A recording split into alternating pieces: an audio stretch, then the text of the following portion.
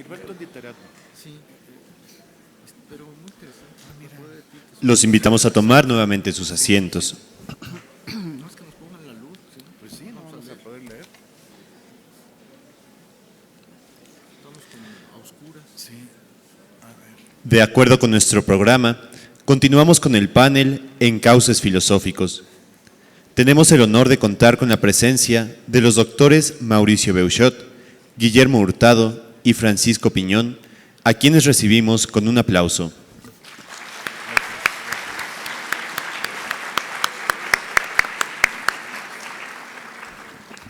Cedo la palabra a nuestra moderadora, la doctora Julieta. Muchas gracias. Bien, vamos a proceder a nuestra mesa de reflexión. En primer lugar, vamos a escuchar al doctor Mauricio Beuchot. Él es doctor en Filosofía por la Universidad Iberoamericana de México y magíster en Teología por la Orden de Predicadores Dominicos. Es profesor en el posgrado de la Facultad de Filosofía y Letras de la UNAM e investigador en el Instituto de Investigaciones Filológicas, de cuyo seminario de hermenéutica es fundador. Tiene varios libros y artículos sobre la historia de la filosofía y sobre hermenéutica filosófica, especialmente sobre la hermenéutica analógica, que es su propuesta original. Damos la palabra al doctor Mauricio Beuchot. Muchas gracias, buenos días. Voy a tratar de exponer brevemente solamente algunos rasgos del tema que se me ha pedido, cómo se plantea el problema de Dios en la actualidad. Y es que a mí me ha tocado vivir de alguna manera existencialmente las dos corrientes principales en la actualidad, que son la filosofía analítica por una parte y la filosofía posmoderna por otra parte. Y son muy diferentes, inclusive en la cuestión de filosofía de la religión. Por una parte, el doctor Guillermo Hurtado sabe de mi paso de muchos años por la filosofía analítica, una filosofía que se cultiva aquí en la UNAM, en el Instituto de Investigaciones Filosóficas, donde estuve casi 15 años. Pero también el doctor Francisco Piñón sabe que he dialogado con la filosofía posmoderna, que me ha tocado después, cuando hice mi cambio a el Instituto de Investigaciones Filológicas, donde hay mucha presencia de la posmodernidad. Y son muy diferentes, lo decía. Yo hago la comparación con en la teoría del lenguaje, en la filosofía del lenguaje, solemos dividir dos aspectos en el signo. El signo tiene sentido y tiene referencia, según la más frecuente teoría en la filosofía analítica, la de Gottlob Frege, el sentido y la referencia. Es más, el sentido es el que nos lleva a la referencia. Y encuentro muy polarizado esto en la actualidad. La filosofía analítica es referencialista. Ella pide pruebas, pide demostraciones. No en balde ha sido la filosofía científica o cientificista incluso en la actualidad. En cambio, como lo veremos, voy a tratar de sustanciarlo un poquito más, la filosofía posmoderna no le importa tanto la ciencia, está en contra muchas veces de la razón, o al menos la debilita mucho, pero es la búsqueda del sentido. Si la religión, si la creencia en Dios me da sentido, entonces puede que me interese. En la filosofía analítica se llama filosofía de la religión, lo que antes llamábamos teodicea. No es la filosofía de la religión como la entienden los fenomenólogos, los hermeneutas, etc. Allí más bien es lo que antes llamábamos teodicea o teología natural, porque llega en la filosofía analítica a ser una asignatura muy fuerte, con revistas especializadas, libros y grandes exponentes como Hick, Swinburne, Plantinga y Walter Redmond. Este tipo de teodicea estaba muy centrada en las pruebas de la existencia de Dios, del lenguaje religioso y su validez, y sobre todo aplicando instrumentos de lógica muy moderna, el problema del mal. ¿Cómo se puede hacer compatible la existencia del mal con la existencia de un Dios que suponemos omnisapiente, omnipotente y bueno? En cuanto a las pruebas, se habló mucho de los argumentos para la existencia de Dios y se analizaron con mucha profundidad, como el de San Anselmo, que también llamamos argumento ontológico, los de Santo Tomás, el cosmológico, el causal, el modal, el existencial y el teleológico, o por el orden. También, por supuesto, se tomaron en cuenta los contraargumentos de Emmanuel Kant, pero siempre se dudaba de unos y de otros, de pros y de contras. Es decir, eran muy expertos en hacer pruebas para demostrar la existencia de Dios o encontrar también sus limitaciones. Inclusive hay pruebas en contra de la existencia de Dios, pero a mí me parece, es una cosa en la que coincido con mi amigo Guillermo Hurtado, lo llega uno a bloquear en algún momento, tanto las pruebas a favor como las pruebas en contra. Nosotros que allí nos dedicamos en filosóficas, tanto a la lógica matemática, llega un momento en que dices, aquí está fallando, aquí falta una premisa, aquí no se sigue, etc. También se dieron argumentos diferentes de los clásicos, por ejemplo, de tipo moral, o por el deseo de Dios, como lo vemos en un amigo nuestro, Adolfo García de la Sierra, en su libro The Rationality of Theism. Otros también han encontrado diferentes argumentos.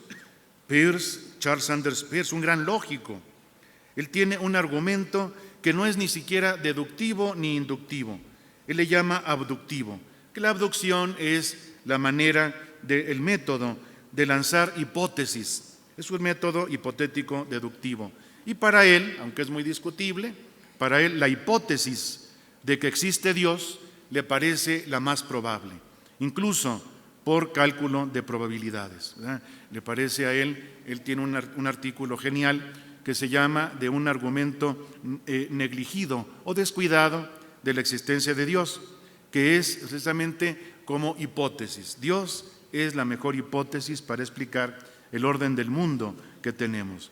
También él mismo, Peirce, ya desde finales del siglo XIX y principios del siglo XX, aunque los analíticos lo retoman mucho, parecía en parte como posmoderno, porque él cuestionaba la razón. La razón tiene límites, la razón no puede meterse más allá de lo que es el ámbito de la ciencia y por lo tanto no puede decir nada acerca de Dios. Incluso tenía un contraargumento muy fiable, porque decía, ¿por qué somos racionales? ¿Por qué usamos la razón? Si argumentamos con la razón es círculo vicioso, es petición de principio. Y si argumentamos por algo distinto de la razón, por ejemplo la voluntad o el instinto, está peor, decía Peirce, ¿no? Popper, otro gran filósofo analítico, Karl Popper, retoma esta argumentación de Peirce y da una especie de prueba negativa, como muchas que dio. Es cierto, dice, no se puede probar contundentemente la existencia de Dios, pero tampoco se puede disprobar. Él fue el campeón de la prueba en contra, es decir, más que probar o verificar, tenemos que poder falsar o falsificar alguna tesis, alguna teoría o hipótesis científica. Y en el caso de Dios no se puede, dice él, no pertenece al ámbito de la ciencia. Incluso también, parecido a lo de Peirce, dice Popper, la ciencia está basada en supuestos que adopta sin prueba y es lo que más les disgusta, dice Popper, es casi por una especie de fe, ¿verdad? Fe en la razón, ¿verdad? Que ya no pueden tampoco decir, si se pudieran probar sus principios, no serían principios, como el de causalidad o determinismo de la naturaleza. Y rápidamente, en cuanto al lenguaje religioso, se examinó en la filosofía analítica, muy a fondo, el discurso sobre Dios. aplicando por una parte el análisis formalista en el positivismo lógico, el cual era muy negativo a la religión, pero más abierto en el famoso análisis del lenguaje ordinario, en la vertiente pragmatista o en el giro pragmático que se dio también en la filosofía analítica. Ya alguien que fue muy célebre en la filosofía analítica y en la filosofía de la religión fue el gran pensador Ludwig Wittgenstein, que colocaba la religión en los juegos del lenguaje como forma de vida religiosa. Y él es muy curioso porque se puede vivir, se puede incluso aceptar la religión como un juego de lenguaje, y así lo hacía él. Él decía que no era propiamente creyente, pero vivía como cristiano. Él decía que había leído el Evangelio en la versión de Tolstoy y le convencía más que cualquier otro sistema científico. Termina diciendo Wittgenstein que lo que puede convencer en el ámbito de la religión es el discurso del místico. Él tenía, curiosamente, una distinción muy fuerte entre el decir y el mostrar. Hay cosas que se pueden decir, sostenía él, que son pocas y poco importantes para el hombre. Es la filosofía de la ciencia, es la ciencia misma, etc. Pero hay cosas que no se pueden decir, solamente se pueden mostrar. En su diario íntimo decía: si yo descubriera el sentido de la vida, no lo podría decir, solamente lo podría mostrar. Era muy tajante en esto. Y él ponía 3 cosas que solamente se pueden mostrar: la ética, la estética y lo que él llamaba la mística.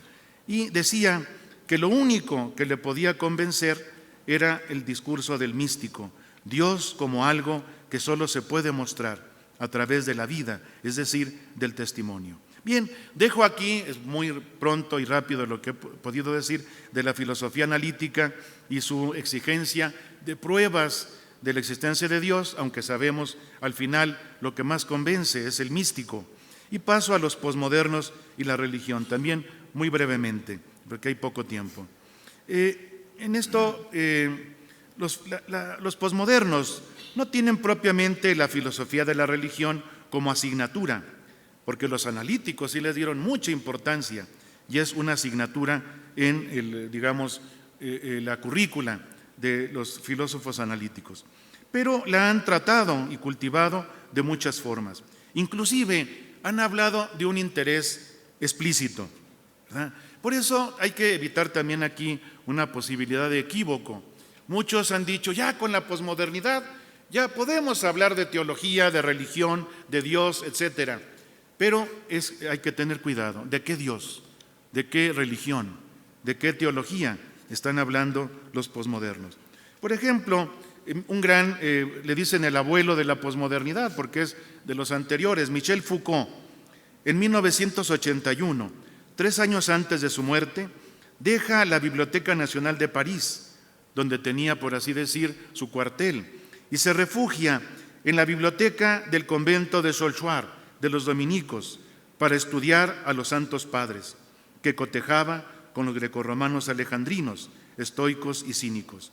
Porque sabemos, él al final se dedica a la ética en los grecorromanos, sobre todo estoicos, pero allí embona con la patrología, con los santos padres. Otro gran posmoderno, Lyotard, en su propia autobiografía, señala que quiso ser dominico, quién sabe por qué, y que siempre tuvo interés en la teología, pero termina su vida siendo agnóstico, aunque abierto a la religión. Otro es Jacques Derrida. Él sí lo dijo de muchas maneras abiertamente, por ejemplo en el coloquio de Capri, pero no solamente allí. Hace explícito su interés por la religión y en otras partes habla de su ateología. Así la llama ateología, no en el sentido de otro posmoderno, Bataille, sino como el deseo de Dios. Y estudia a místicos como San Juan, el pseudo Dionisio, Eckhart y hasta incluso Angelus Silesius. Uno de sus grandes discípulos, de los más elogiados por el propio Derrida, es ahora, él vive todavía, Jean-Luc Marion, teólogo además de filósofo. Y es curioso, Derrida tiene un librito muy bonito que publicaron, la traducción acá en siglo XXI, aquí muy cerca, ¿verdad?, que se llama De un tono apocalíptico, que ha tomado, que ha asumido recientemente la filosofía. Está parodiando un opúsculo de Kant, que era de un tono majestático, que ha adoptado la filosofía recientemente. Para Derrida es más bien un tono apocalíptico, porque dice, la posmodernidad es el apocalipsis. Viene a decir que viene el final de los tiempos, al menos el tiempo de la razón. Ahora ya no se puede, sostiene él, ser racionalista. Y termina bellísimamente su librito, después de que habla de Juan, del Apocalipsis de San Juan, y de algunos místicos como Eckhart. Dice, sí, estamos en el Apocalipsis, pero no es que se vayan a caer las estrellas en el mar o los montes se derrumben. Estamos en un apocalipsis peor, un apocalipsis de sentido. Ya no hay sentido para vivir. Por eso es el que más claramente nos habla de esa falta de sentido que hay ahora y que la religión daba. Y da mucha envidia el que muchos tengan sentido y otros no. Inclusive Rorty, poco antes de morir, suavizó sus ideas frente a la religión y se mostró interesado en ella.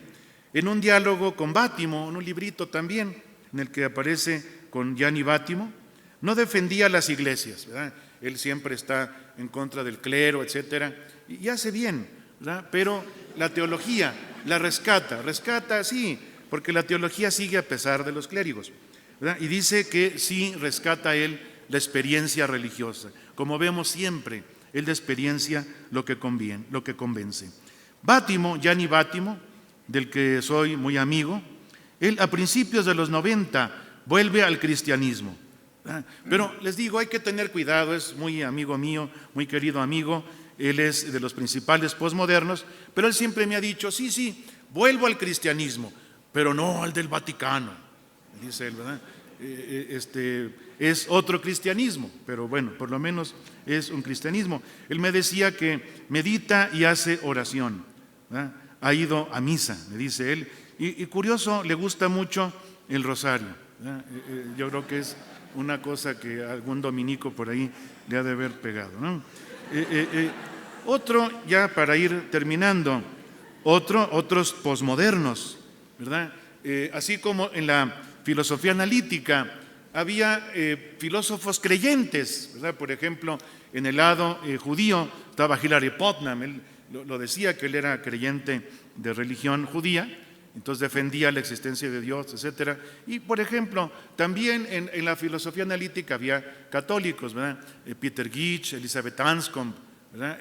Incluso Alvin Plantinga, o por ejemplo, más cercano a nosotros, Wally Redmond, que era un gran lógico. Pero en el ámbito también de la posmodernidad encontramos filósofos creyentes. Uno es Alasdair MacIntyre, que a mí me gusta mucho lo que escribe. Él se convirtió al catolicismo a principios de los 90. Se encuentra entre Nietzsche y el positivismo y tuvo que optar. No le convenció ninguno de los dos, ni el positivismo ni Nietzsche. Y había él optado por el aristotelismo, ¿ya? En un gran libro suyo que se llama Tras la virtud, After Virtue. Y después, el ser aristotélico, o como le llamaban en los escritos neoaristotélico, tuvo que estudiar los comentarios de Santo Tomás a Aristóteles y le convenció más Santo Tomás. Y es cuando efectúa su conversión y es cuando lo castigaron muchos analíticos. Se leía mucho en filosóficas y se dejó de leer, ¿verdad? Yo creo que también, a menos de que le venga algún castigo del Vaticano, van a volver a leerlo, ¿verdad? Allí, si yo recuerdo, era muy leído en los 90, en los finales de los 80, porque es de finales de los 80 After Virtue. Pero incluso me decían, léelo, cita a Santo Tomás. Pues sí, ya estaba convirtiéndose al catolicismo. Después ya él mismo se dice totalmente católico y posmoderno, tomista posmoderno. Sí, ya voy terminando, nomás me falta un autor. Entonces MacIntyre nos da ese testimonio de haber hecho hay un artículo en esta revista de los dominicos de Washington, The Thomist, donde habla de MacIntyre, de un tomismo posmoderno, me encantó, ¿no? Postmodernist Thomism. Dije, bueno, Santo Tomás siempre da tela de qué cortar, ¿verdad? Pero a muchos que les parecía genial dejaron de leerlo cuando se convirtió. Otro es Charles Taylor, el canadiense. Él es católico y se manifiesta como tal. Tiene escritos buenísimos de cómo vivir un catolicismo en una edad secular, que yo creo que más bien ya de eso va a hablar Guillermo Hurtado, tiene que ser post-secular. A él le tocó en ese momento, en los 90. Y que no podemos pretender clericalismos ni cosas por el estilo, sino ubicarnos conscientemente en esa realidad de una sociedad que tiene otros valores. Es una religiosidad más de sensibilidad que de racionalismo, más práctica que teórica, más centrada en la estética que en la ética, como ya lo decía Foucault, y busca una espiritualidad para tener sentido. Aquí es lo que les digo, ya voy concluyendo, procura atender a la mística, es decir, a lo que ya sostenía el propio Jacques Derrida, y da mucha importancia al símbolo, y nos dice que es donde se encuentra lo más valioso de la religión, porque el símbolo, lo sabemos por la hermenéutica, por Paul Ricoeur y muchos, el símbolo es lo que da sentido. Llego a mi conclusión. Como ven, en ambos casos, tanto de la filosofía analítica como de la filosofía posmoderna, se busca dar un sentido. Es lo que está presente. Yo como hermeneuta pienso que no se puede vivir sin sentido. Y buscan el sentido más allá del presente, ¿no? Por ejemplo, el propio Gianni Vattimo, a pesar de su ontología del presente, llama a una hermenéutica anagógica. Es decir, recuerden que el sentido anagógico en la exégesis bíblica es el del cielo, el de la eternidad. Y él, en un debate o diálogo que tuvimos acá en la Facultad de Filosofía, el año 2004, hizo su ponencia hermenéutica analógica o hermenéutica anagógica, ¿verdad? Y la oponía a mi pobre hermenéutica analógica. Claro, como me tocó recibirlo y discutir con él, aprendí que se puede abrir hacia una esperanza. Es la esperanza del futuro que él colocaba en la política. La anagogía era el sentido místico, el del reino de Dios, por lo tanto escatológico, no de aquí, sino ya, pero todavía no. Y él lo planteaba en el porvenir social, pero nosotros tenemos ahora la obligación de plantearlo para nosotros mismos. Muchas gracias.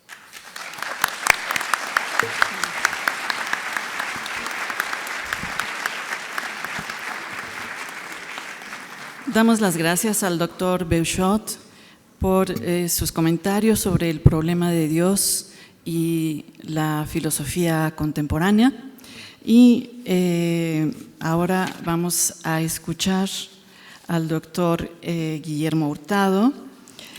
Él es licenciado en Filosofía por la UNAM, doctor en Filosofía por la Universidad de Oxford, investigador del Instituto de Investigaciones Filosóficas de la UNAM, profesor de la Facultad de Filosofía y Letras del posgrado de la UNAM y autor de los siguientes libros: Proposiciones Roselianas, El búho y la serpiente, ensayo sobre la filosofía en México en el siglo XX, ¿Por qué no soy falibilista? Y otros ensayos filosóficos, México sin sentido, Dialéctica del naufragio, La revolución creadora, Antonio Caso y José Vasconcelos en la Revolución Mexicana. Tiene usted la palabra. Muchas gracias. Voy a leer un texto que se llama El diálogo como aventura, que es una reflexión sobre de qué manera puede darse un diálogo entre creyentes y no creyentes en la sociedad contemporánea. Hasta hace poco, apenas un par de siglos, el espacio público de las naciones de Occidente estaba dominado por las normas y los rituales de las religiones. En aquellos tiempos, el reducto de los no creyentes era estrecho, a veces se limitaba al de su conciencia individual. Con la desacralización del mundo actual, parece que los papeles se han invertido. El espacio público ahora está ocupado por las prácticas e instituciones de los no creyentes, y son los creyentes quienes se recluyen en sus iglesias e incluso en su foro interno.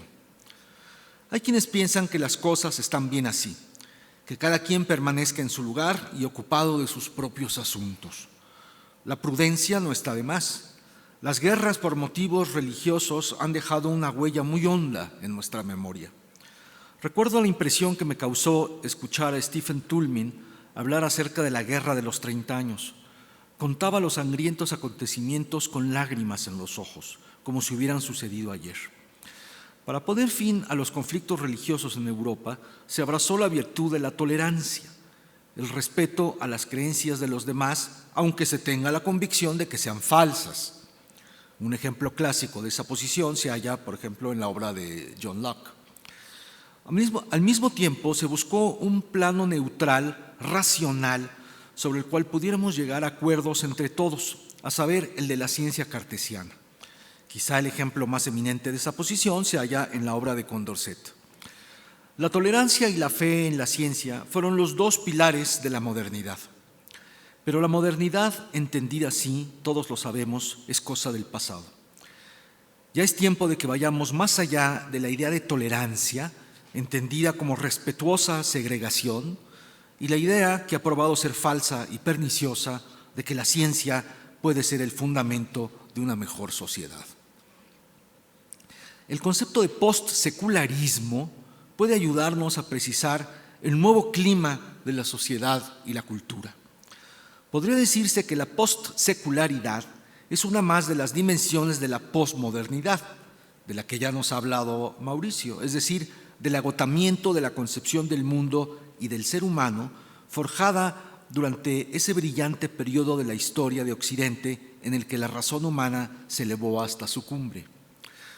Uno de los ejes de la modernidad fue la secularización, es decir, el proceso de eliminación gradual de lo religioso de las instituciones y de los espacios de la vida colectiva, es decir, del gobierno, los tribunales, la educación, los medios de comunicación, la cultura oficial, la plaza pública, etc.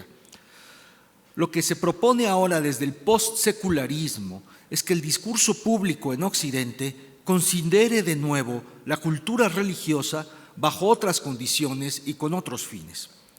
No se trata de regresar el reloj a una etapa premoderna. Lo que se pretende es que Occidente recupere lo más valioso de su tradición religiosa sin que por ello ponga en peligro la separación entre la Iglesia y el Estado, la laicidad de la educación pública y la autoridad de la ciencia en cuestiones de hecho. Todos esos avances de Occidente se pueden preservar y al mismo tiempo recobrar los elementos de nuestra riquísima tradición en la que podemos seguir hallando inspiración, respiro y solaz. Un reencuentro entre creyentes y no creyentes es indispensable en un mundo como el nuestro, en el que cada vez hay menos tuétano en las cosas. Lo que está en juego es algo más que la convivencia armónica entre los dos grupos, que no es poca cosa, sino algo aún más importante: el nuevo sentido que la humanidad pueda darse a sí misma. Aquí estamos recobrando la noción de sentido de la que ya también habló Mauricio. En un encuentro entre creyentes y no creyentes se puede forjar ese sentido. Por ello, reflexionar sobre las condiciones y los alcances de un nuevo diálogo entre ambos grupos es una tarea indispensable de nuestro tiempo. El pensamiento contemporáneo ha puesto al diálogo en un pedestal que a veces parece demasiado alto. Pero ¿cómo podríamos salir del círculo de nuestros intereses para conocer los de los otros si no hablamos con ellos? ¿De qué otra manera podríamos ponernos de acuerdo para alcanzar metas comunes? La razón dialógica es, desde hace tiempo, lo único que queda en pie del ideal ilustrado de la razón como maestra y guía de la humanidad. Sin embargo, no todas las formas del diálogo son encomiables.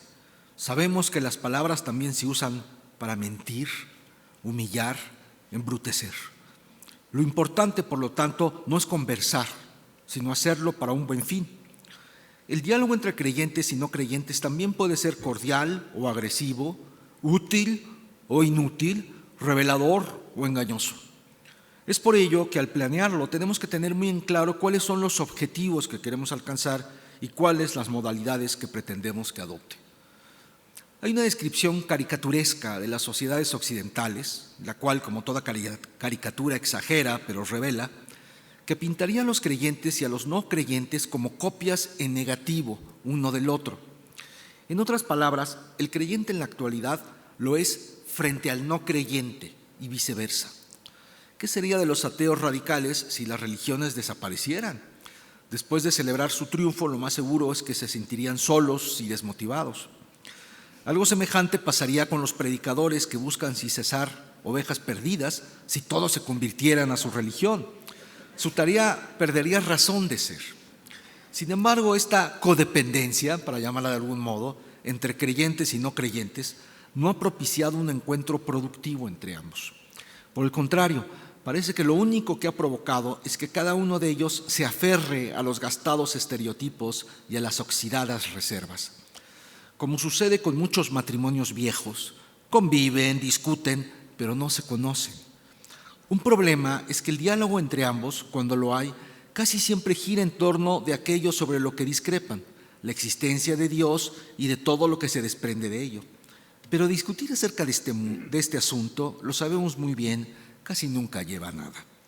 En una discusión, cada quien insiste en su posición y rara vez está dispuesto a renunciar a ella. Cuando una discusión se acalora, valen más en ella los gritos que los argumentos. Y cuando los ánimos se encienden, es común que se pase de las palabras a los golpes. Sin embargo, no toda oposición de ideas sobre cuestiones religiosas tiene que ser violenta. En un debate, el debate es algo distinto a la discusión, en un debate el diálogo gira de manera respetuosa en torno a la verdad de la tesis discutida. Ahí no caben los gritos, solo valen las razones y además hay reglas para llevar a cabo la discusión. Normalmente la mecánica consiste en que un ponente brinde datos y esgrima argumentos en favor de una tesis y entonces el oponente ponga en duda dichos datos y argumentos y ofrezca sus contraargumentos. Si el creyente lleva la carga de la prueba, el onus probandi, lo normal es que sea él quien pierda la partida. Convencer a un escéptico de la existencia de Dios por medio de razones, por sofisticadas que sean, es una tarea amarga, casi imposible. Todos los argumentos para ese fin, incluso los más sofisticados, tienen debilidades y pueden ser bloqueados en algún punto.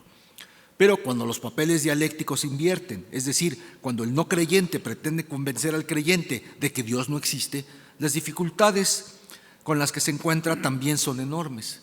Ningún argumento que intente probar la inexistencia de la divinidad es inobjetable.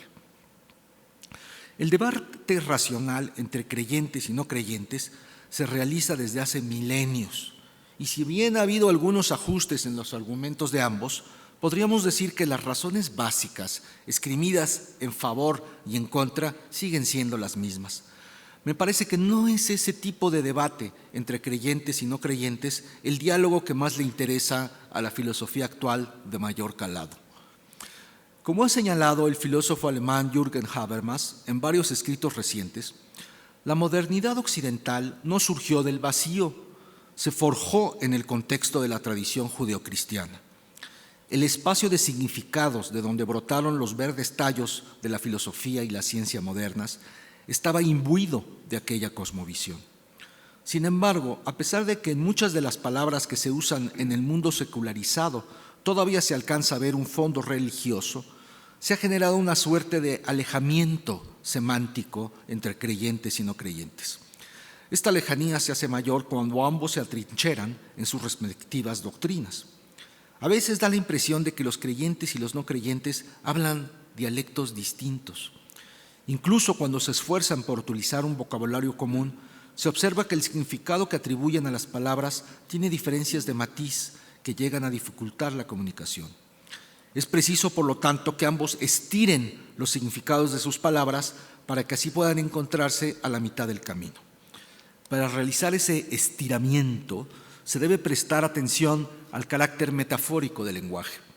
También hay que tener en cuenta que para construir un nuevo espacio semántico, para que el encuentro entre creyentes y no creyentes sea posible, es preciso liberarse del dominio lingüístico que ejercen las autoridades religiosas, y yo diría también las laicas.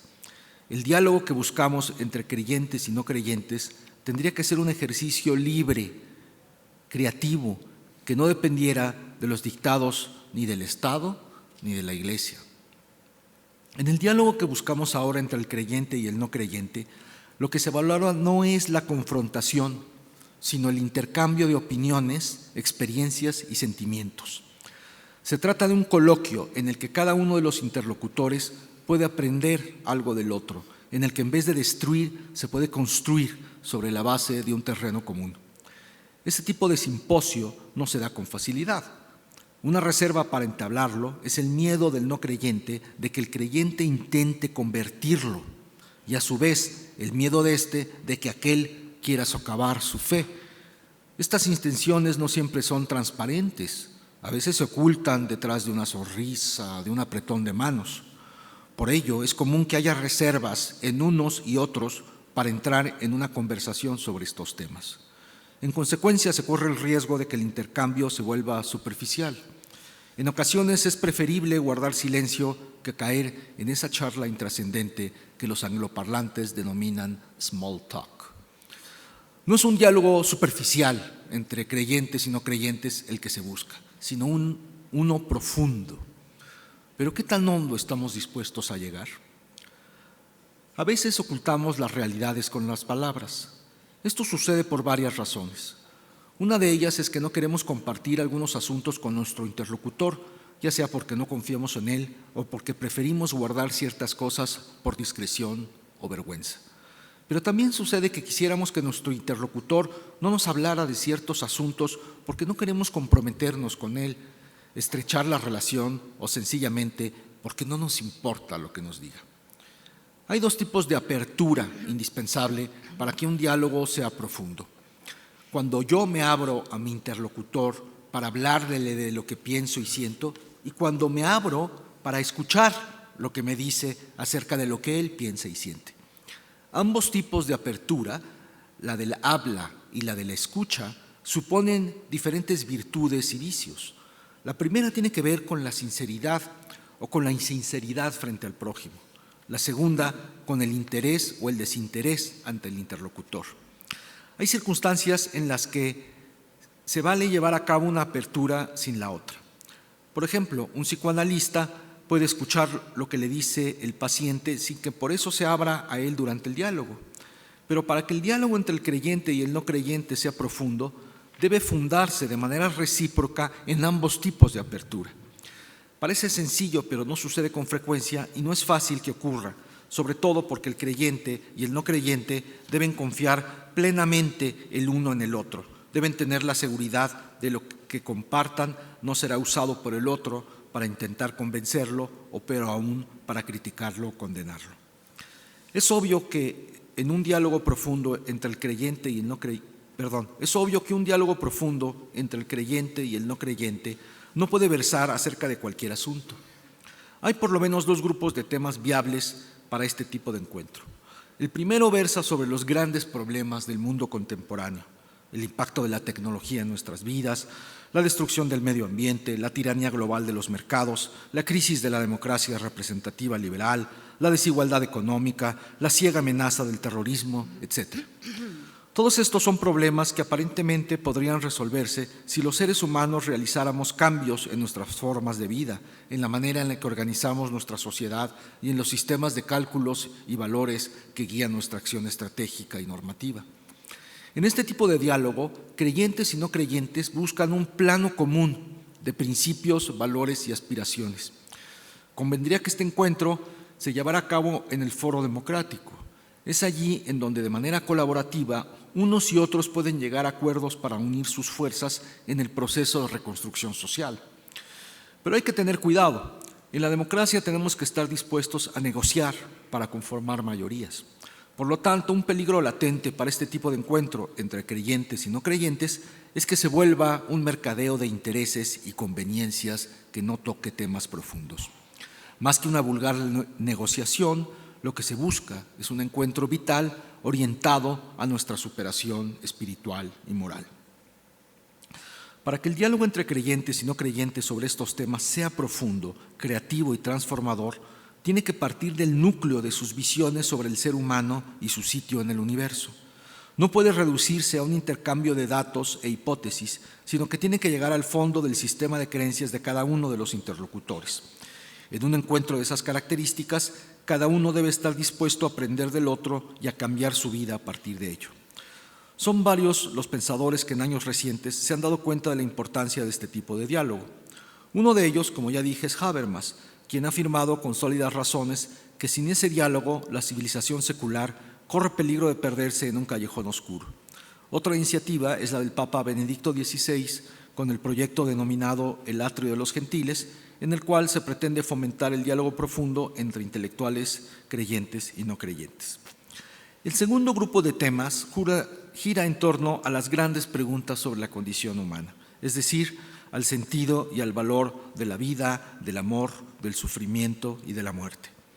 Este diálogo tendría que ir más allá de la repetición de viejos clichés y convertirse en un encuentro serio y genuino de creencias, emociones, deseos y sentimientos. El propósito de un coloquio profundo sobre el sentido de la vida va más allá de conocer las posiciones de nuestro interlocutor. Lo que se pretende es despejar un campo existencial que está por encima de las posiciones originarias de los interlocutores. Las dimensiones y las consecuencias de ese diálogo, tal como yo los concibo, son diferentes de las que Habermas ha considerado en sus escritos sobre estos temas. Lo que yo sostengo es que en un diálogo profundo se transita hacia un tercer plano. Este no es el plano común que se busca en la discusión sobre los problemas del mundo actual. Más que una plataforma de coincidencias, se trata de una de descubrimientos. El diálogo profundo entre el creyente y el no creyente acerca de las grandes preguntas de la existencia humana es una experiencia personal que impulsa a los interlocutores a realizar transformaciones para hablar y escuchar desde el fondo de su ser. Para organizarlo se tienen que buscar espacios neutrales que no estén cargados de ideologías e intereses en los que grupos reducidos puedan platicar con tranquilidad y confianza. Por ello, no es conveniente plantearlo como un diálogo público que pueda realizarse en los medios masivos de comunicación o incluso frente a un grupo de espectadores. Tampoco es genérico, como si pudiese haber un representante de los no creyentes y otro de los creyentes, y lo que hablaran entre ellos dos valiera para el resto. Es más bien una conversación íntima y privada.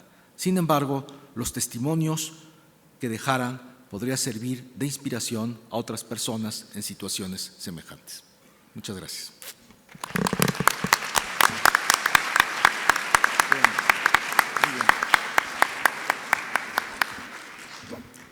Agradecemos al doctor Hurtado sus reflexiones sobre un necesario diálogo entre creyentes y no creyentes. Ahora vamos a escuchar al doctor Francisco Piñón Gaitán. Él estudió Filosofía y Letras en Moctezuma College en Estados Unidos, obtuvo el grado de licenciatura en Filosofía en la Universidad Gregoriana de Roma, Italia, y su doctorado con especialidad en Filosofía Política en la Universidad de Santo Tomás de Roma. Es miembro del Sistema Nacional de Investigadores, presidente del Centro de Estudios Antonio Gramsci, es profesor de tiempo completo en el Departamento de Filosofía de la Universidad Autónoma Metropolitana y catedrático de Filosofía Política en la Facultad de Ciencias Políticas y Sociales de la UNAM. Entre sus obras cabe mencionar Gramsci, Prolegómenos, Filosofía y Política, Filosofía y Fenomenología del Poder, Filosofía y Poder, México, Los Rostros de Leviatán, Renacimiento, Maquiavelo, Giordano Bruno, Los Inicios de una Modernidad. Tiene usted la palabra.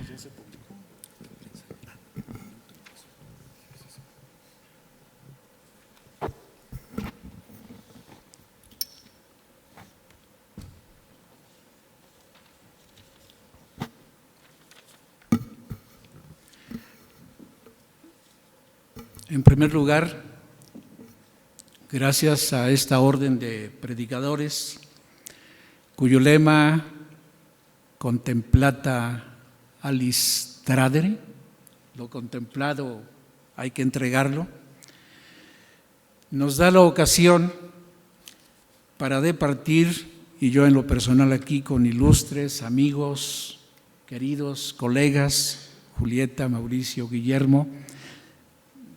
Mauricio me presentó en la introducción un libro sobre Gramsci, años A.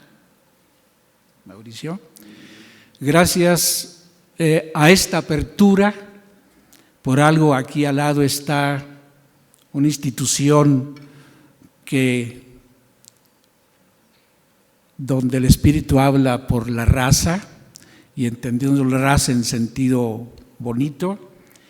Y también escuché al principio que el provincial Jorge Rafael nos dijo que este benemérito acto se debe colocar en las realidades históricas y obviamente también en lo que tenemos que hacer. Y nuestro amigo director de este recinto, Cuco, que es una extensión del UNAM prácticamente, nos dijo que nos ocupa y nos preocupa el problema de la paz y la justicia. Pues bien, yo quiero glosar de alguna manera lo que dijeron mis amigos y también y sobre todo a Felicísimo, que en muchos términos muy profundos nos dice de una manera muy prácticamente clara muchas reflexiones filosóficas con su lenguaje inclusive de filósofos que mucho tienen también de esotérico. Quiero hablar, sí, Felicísimo, de esta finitud, donde tal vez ciertamente es imposible llegarle con pruebas apodícticas a la existencia de Dios, pero tampoco lo necesitamos.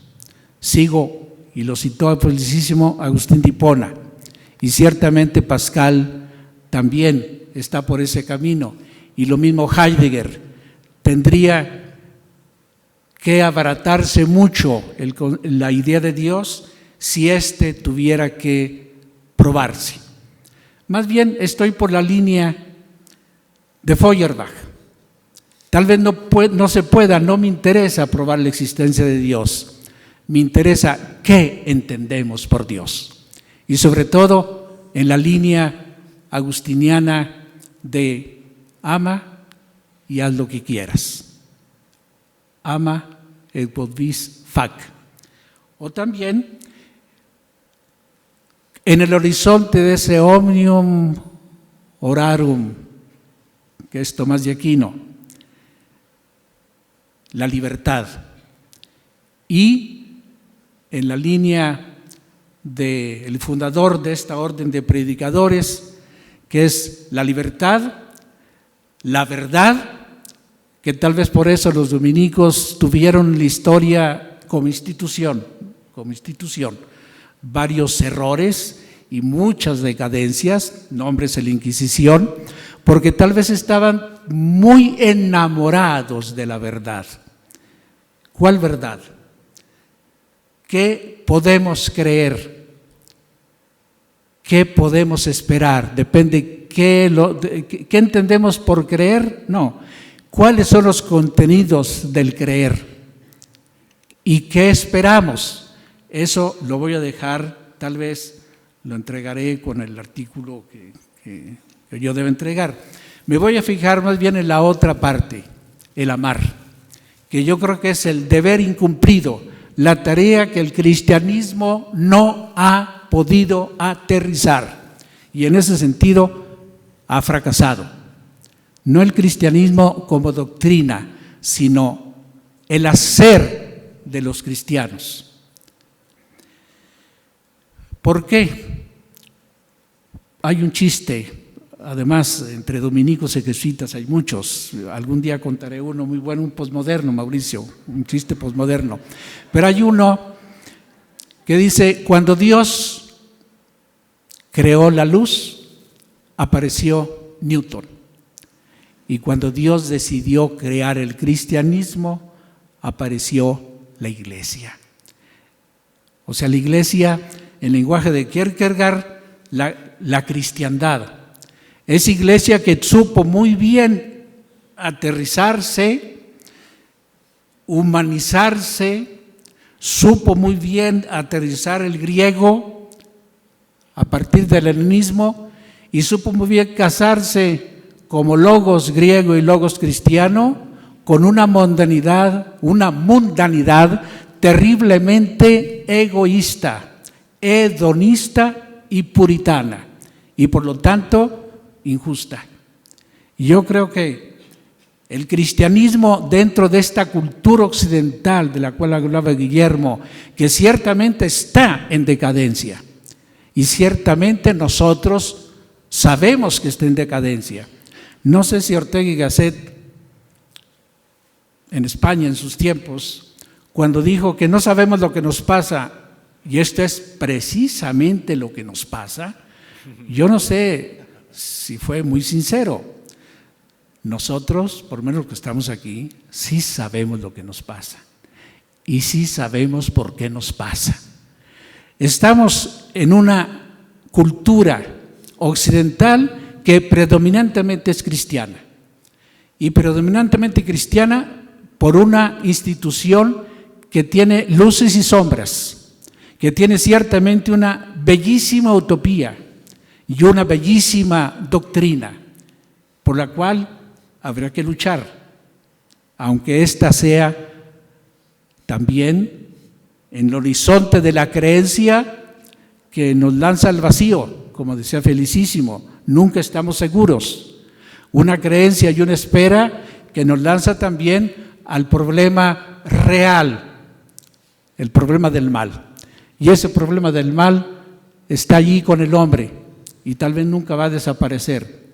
Por algo Hegel y Kant, que no eran precisamente formalmente católicos, decían que la Iglesia Católica ciertamente tiene razón en esa cosa que le llama el pecado original. Estamos sumidos en el mal, y no solamente en el que describía Hannah Arendt, en ese mal estructural, y en eso quiero fijarme, un mal estructural que nos viene desde el abrazo mortal que hizo Constantino o que hicieron los poderes religiosos. Y los poderes religiosos, sea bien claro, no son nada más los jerarcas, no son nada más los obispos, no son nada más los religiosos, aunque estos, los religiosos como religiosos formalmente, y de esos quiero también hablar en esta sede, tienen una responsabilidad porque manejan sobre todo el problema de la educación, el problema de la enseñanza. Si se levantaran los fundadores de las religiones que conocemos, empezando con los jesuitas, quién sabe si volverían de nuevo a refundar otra onda religiosa. ¿Por qué lo digo? El problema del mal no viene nada más del manifiesto aquel que escribió André Breton en 1929, de agarrar un fusil, una metralla y disparar. El problema es también y sobre todo en esta espera de esta finitud, en estas estructuras de ideologías. Nosotros estamos metidos en ideologías, somos ideologías, en instituciones, empezando con la familia. Y la familia es profundamente egoísta porque circunscribe también su círculo en el amor a los hijos, en el amor al grupo, en el amor a la familia. Ciertamente no hay cosa más divina que el amor de madre, pero no hay cosa más profundamente egoísta también que el amor de madre.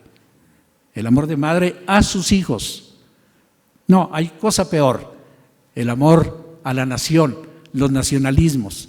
Acordemos los nacionalismos cómo han soportado y han hecho fechorías, y nacionalismos donde están animados y fueron animados por educadores y educadores altamente cultos, los que Gramsci decía, los intelectuales de alta cultura. Esos intelectuales de alta cultura que pueden escribir en versos y hexámetros homéricos y escribir en latín, en griego y ahora en alemán y en inglés, están profundamente embebidos, endiosados en ese pensar que ciertamente a veces es bastante elitista y bastante egoísta y por lo tanto bastante alejado del mundo real, ese donde los lobos aúllan. Esos intelectuales que también son profundamente cristianos y que Gramsci los catalogó como el jesuitismo en la época del fascismo. ¿No acaso la institución eclesiástica? ¿No acaso los grandes intelectuales del nacionalismo, empezando con el católico Papini o Federsoni o Meraviglia, eran profundamente religiosos, católicos, apostólicos, hasta romanos, y sin embargo profundamente elitistas? ¿No acaso los ingleses, aquellos famosísimos John Stuart Mill, James Mill, Hume, o en Francia Tocqueville, no eran también elitistas? Eran inclusive racistas. Los negros aparte. Nosotros somos la civilización europea y esa apertura intelectual tan alta también la asumió la cultura cristiana práctica. No estoy hablando del concepto doctrinario escrito en un tratado signado por muchos papas y que son bellísimos. Estoy hablando de la cultura que baja, la que está acá abajo, la que está en las estructuras, la que permite que el sistema funcione. Y ese sistema funciona sobre todo por la labor de los intelectuales, por los que hacen o hacemos cultura en las universidades. Si un sistema funciona, político, económico, en general como Estado, decía Hegel, es porque tiene un fundamento religioso, una religión. Para Hegel, el Estado alemán funcionaba por la religiosidad o religión, obviamente, del protestantismo puritano. Me faltan 5 minutos. Bien, ¿cómo aterrizar esa fe, esa creencia, esa espera en un mundo donde realmente existen los lobos? En un mundo donde realmente existe el poder, y el poder se llama poder económico y poder político, pero el principal poder definitivamente es el poder económico. Tan económico es y tan poderoso es el poder económico que es donde está entrampado, para mi gusto, más bien para mi disgusto, de las grandes instituciones educativas, incluyendo las universidades y sobre todo las universidades llamadas privadas. Y aquí está, aunque no querramos y no podemos marginar, la institución educativa católica de tinte religioso. Cuando voy a alguna ciudad, pregunto, ¿quién educa a la élite? Los jesuitas. Bueno, yo los comprendo, vinieron a este país porque había problemas entre el rey, los virreyes, porque ya muchos religiosos tenían mucho poder y llamaron a los jesuitas para tener otra variedad de poderes. Y yo creo que en este momento el intelectual orgánico de un cambio posible que pueden ser muchos, así como Gramsci entiende el intelectual orgánico, tiene hoy por hoy somos los que trabajamos en el terreno de la educación. Y aquí yo creo que el cristianismo, que está casado dentro de esta cultura occidental, porque el cristianismo, fue gestor de esta cultura occidental, motivó y recreó esta cultura occidental, está metida hasta los huesos de la cultura occidental. En este momento, por lo tanto, tendrías que hacerse una reflexión muy seria en el campo educativo, religioso, católico, sobre todo de escuelas privadas, porque querramos o no, practican una predominantemente exclusión y marginación, porque educan, enseñan, no sé si eduquen bien, pero enseñan a las élites. Y lo digo porque, ¿dónde está Dios? Se preguntaba uno que asistió al Holocausto en tiempo de los nazis. ¿Dónde está Dios? Lo preguntó alguien que veía a un niño en la horca. Ese niño lo vio, ese testigo, con los ojos tristes y le llamó el ángel de los ojos tristes. ¿Dónde está Dios?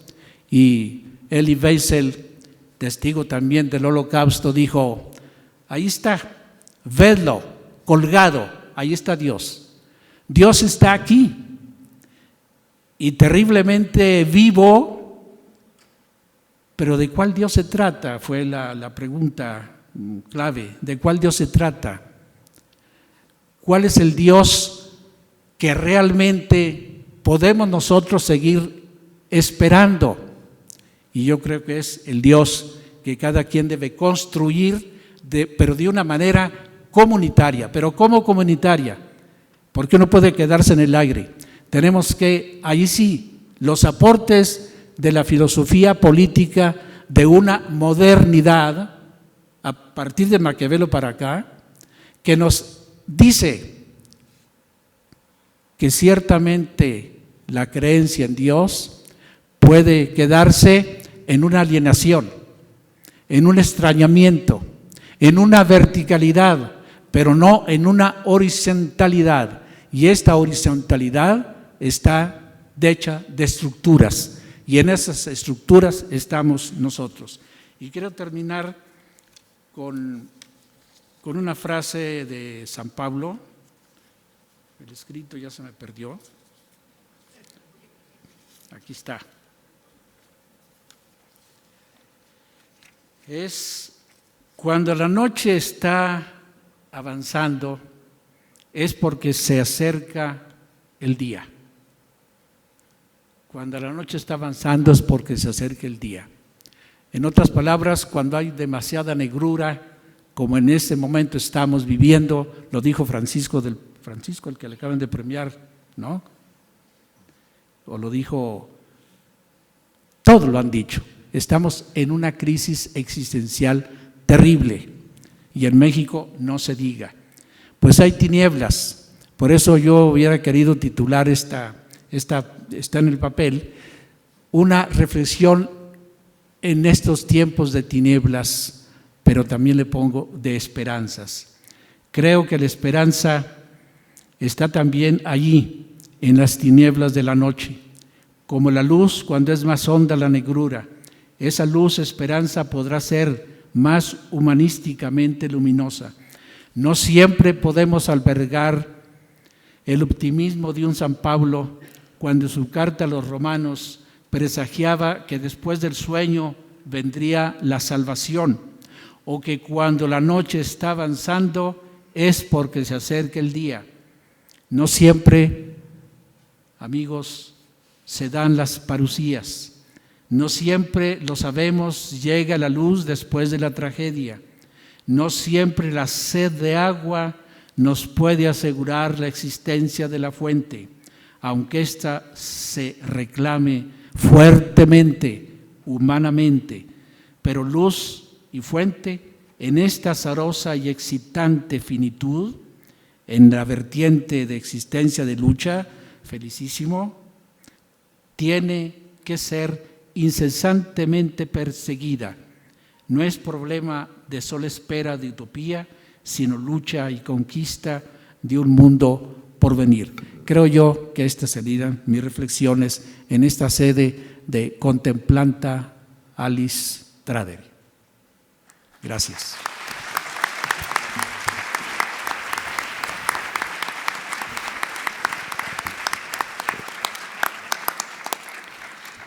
Damos las gracias al doctor Francisco Piñón por sus reflexiones acerca del fracaso de la realización del amor cristiano en el mundo contemporáneo y su crisis.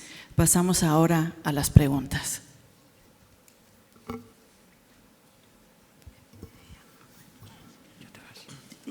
Mi pregunta va dirigida al doctor Mauricio.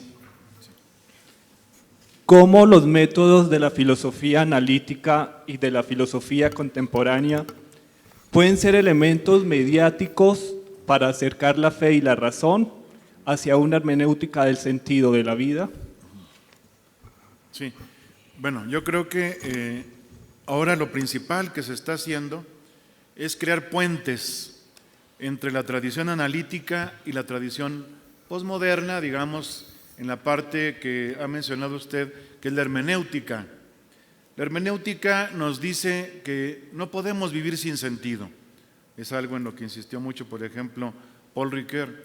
Y yo creo que una hermenéutica como la que yo llamo analógica trata de conjuntar ese aspecto referencial que exige la filosofía analítica, nada más que a veces de un univocismo muy fuerte, y también el aspecto de sentido que exige o pide ahora la filosofía posmoderna, pero también a veces cayendo en un equivocismo muy grande, que es el relativismo. Ahora el enemigo principal en la actualidad, en todos los frentes, es un relativismo a ultranza que se da en la filosofía posmoderna, que sí, como les decía en mi ponencia, acepta lo religioso, pero ¿quién sabe qué entienda por la religión? Hay que tener allí mucho cuidado en el diálogo para que no sea un diálogo de sordos, sino algo, como pedía Guillermo, algo fructífero. Muchas gracias. ¿Alguno más? ¿Alguna pregunta más? Para el doctor Guillermo, creo que el problema no está en el diálogo entre creyentes y no creyentes. Realmente el problema está entre los creyentes. Siempre que hay dos creyentes, cada quien quiere tener la posesión de la verdad sobre Cristo, y hay conflictos. Ya José María Castillo señala que precisamente los creyentes son muy egoístas, lo que señalaba el doctor Francisco Piñón, y que en lugar de debatir sobre Cristo, habláramos de la experiencia de Cristo. Digo porque yo hice esto con mi cuñada, que es protestante, y siempre nos veíamos y ¡pum! Nos dábamos en la torre, ¿no? Hasta que cambié y le pregunté por la experiencia de Cristo, y ya como que ya nos entendemos, ¿no? Creo que el problema está más centrado entre los creyentes, ¿no? Por una parte, vamos a hacer una observación al doctor Francisco Piñón. Bien, es cierto que usted ha hablado de esta realidad, ¿no? Donde cada día vemos más que se educan más las élites, que se creen las salvas, como si Cristo realmente hubiera venido por ellos, ¿no? Creo que también cuando usted señala esto, cuando vino Francisco aquí, pues Francisco viene con el poder. O sea, los pobres están relegados, ¿no? Yo creo que Francisco les hubiera dicho a todos donde dio la misa, ¿saben qué? Que hubo un tal Cristo, ¿sí?, que dijo que ustedes no van a entrar al reino de los cielos, ¿no? Pero bueno, se silencia todo esto y también se convierte en algo ideológico. La pregunta es la siguiente. Doctor Francisco Piñón, en base a lo que usted ha dicho, ¿cree que está olvidado la ortopraxis de Cristo? ¿Cree que está olvidado esa ortopraxis que ya nos habla inclusive del crucificado? ¿Sí? Por la cuestión también de los de Ayotzinapa. Dostoyevsky en los hermanos Karamazov, habla acerca del gran inquisidor. No sé si conozca el texto que es de Soloviev, donde llega Cristo y le dicen los religiosos: quítate, nos estorbas, si tú nos prometiste la libertad, pero nosotros queremos la seguridad, la salvación. ¿Usted cree que ya haya llegado ese tiempo donde Cristo esté olvidado y se haga más caso al inquisidor?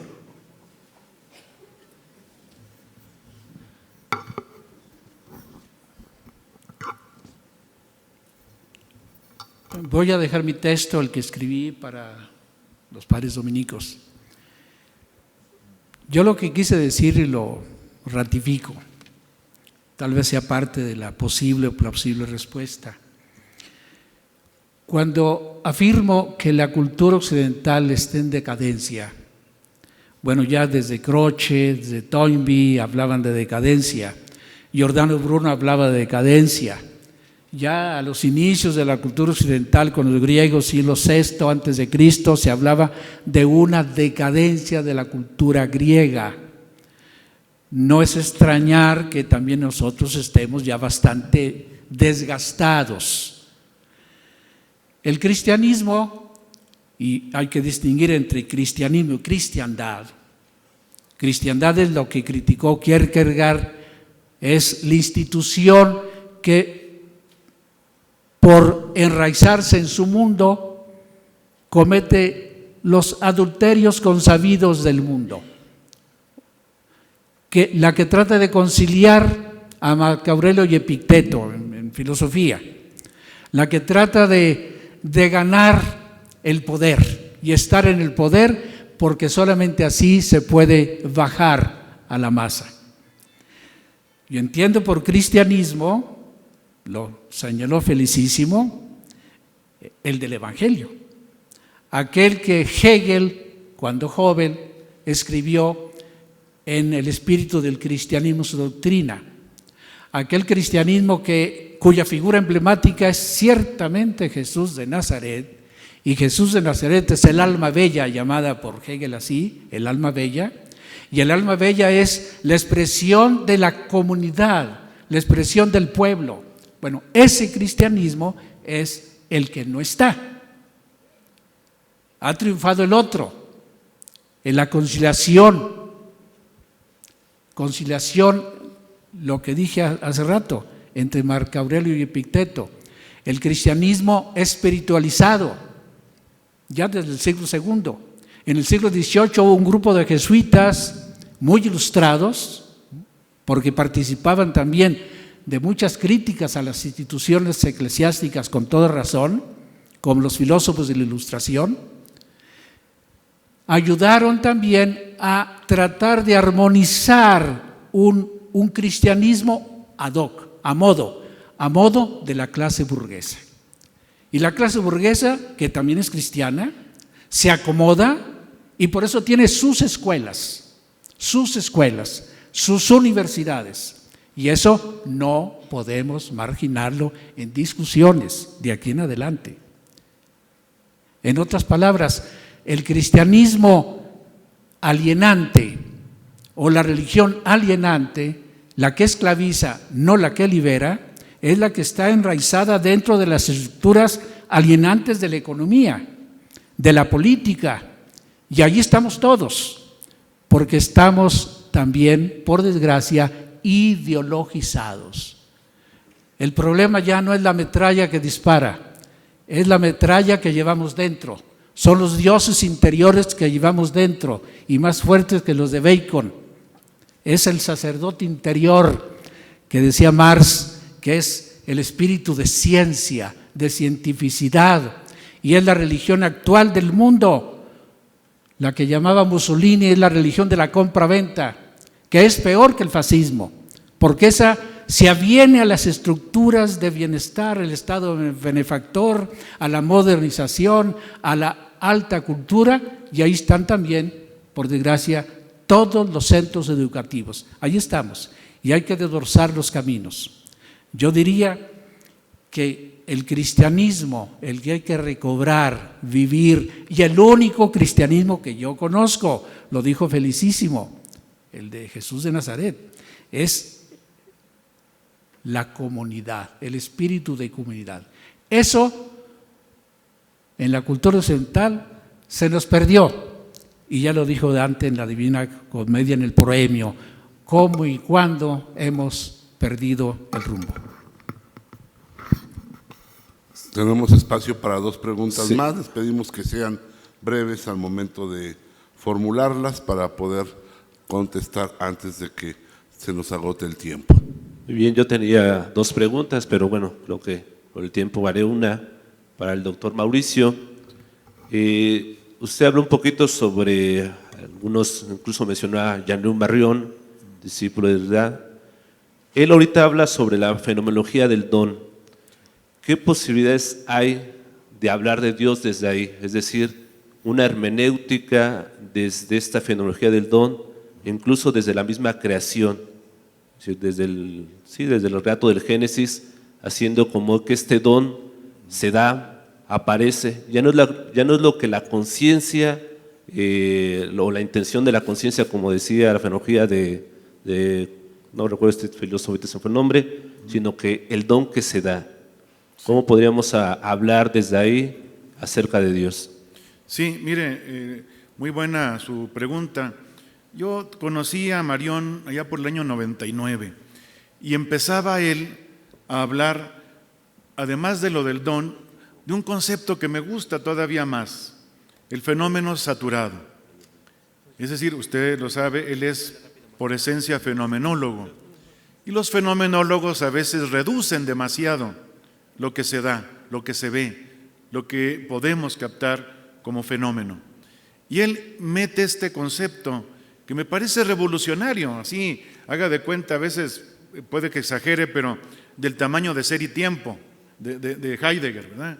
El fenómeno saturado es el que desborda nuestra captación fenomenológica, porque es el fenómeno religioso, ¿verdad? Entonces, me parece que ahí él abre un camino muy importante para el pensar y hablar otra vez acerca de Dios. Es curioso, se ha dado más cabida a este concepto del don, que también es la donación heideggeriana, etcétera.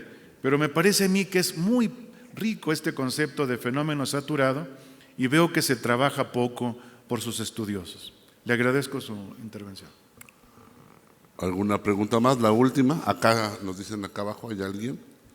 Gracias. Esta es una reflexión más que otra cosa para el doctor Francisco Piñón.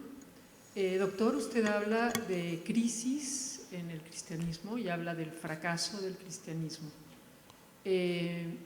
Yo no veo crisis en el cristianismo, al contrario, lo veo más vigoroso que nunca. Mi reflexión es, ¿no es el mundo acaso el que está en crisis? ¿No es el mundo el que nace ya en crisis? Cristo venció al mundo. Entonces, no veo que haya una crisis del cristianismo, al contrario. Creo que es el mundo el que está en crisis, nació en crisis, y es el mundo el gran fracaso del cristianismo, digamos. Pero no es un fracaso del cristianismo, sino que es un fracaso porque se aleja del cristianismo. Entonces, ¿no valdría la pena hacer esa distinción de qué es lo que no es Cristo, lo que está en crisis, mientras que Cristo sigue tan vivo como hace 2016 años? Lo voy a volver a repetir para ser sumamente claro. La crítica, en todo caso, es también felicísimo. Es decir, yo no tengo la culpa de que Cristo haya predicado como mandato esencial en lo que conocer el mundo a mis discípulos, en que os amáis los unos a los otros.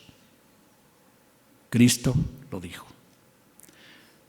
El mandato nuevo del cristianismo, que yo sepa, no ha cambiado, es amaos los unos a los otros. Y en ese sentido tiene usted razón, Cristo está vivo y vivito y coleando todavía, ¿no? Yo dije fracaso de la cultura occidental en sus grandes utopías. ¿No acaso fracasó la Revolución Francesa con todos sus intelectuales ilustrados? Acuérdense de Hegel, la Revolución Francesa, solidaridad, fraternidad, igualdad, pero ¿en dónde acabó? En el Directorio, en las bayonetas de Napoleón, y detrás estaba la ideología burguesa. Y la ideología burguesa, que también se llama cristiana, apostólica y romana, que tiene sus universidades privadas, eso sí es la cristiandad, eso sí es el fracaso del cristianismo, la cristiandad. La culpa y el análisis es de Kierkegaard. La cristiandad es la constantiniana, es la césaropapista, es la que hace los tratados, es la que educa a las élites del mundo, es la que en su actuación y vivencia practica la exclusión y la marginación. Y a ver quién es el valiente que me dice que en México tenemos una paz, una igualdad, que no hay exclusión social, y es allí donde la escuela así llamada religiosa, católica, apostólica, de nombre, tendría que hacerse una reflexión y una autocrítica profunda, porque aquí estamos en un bellísimo recinto, es facilísimo hablar, es facilísimo publicar libros. El problema ya desde el medioevo, lo decían los medievales, es práctico, desde Abelardo para acá, es práctico. Entonces, de las palabras que hoy nos ocupan, creer, esperar, la más difícil es el amar, porque es así, es práctica. Y ahí es donde está Dios, según el cristianismo. En esto conocer el mundo, que sois mis discípulos. Yo creo que con eso queda bien claro que el cristianismo en este primer aspecto no ha fracasado.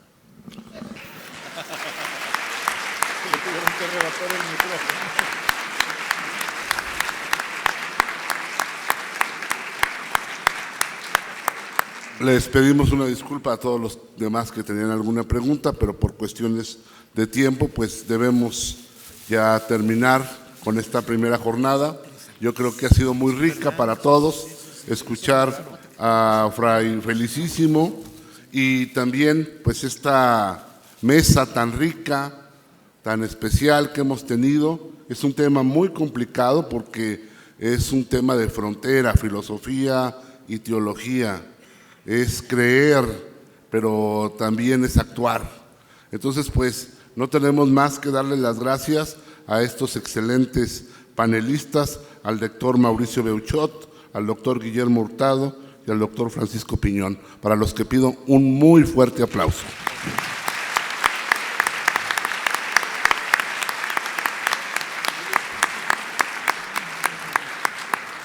Vamos a entregarles un reconocimiento y muchísimas gracias por su participación.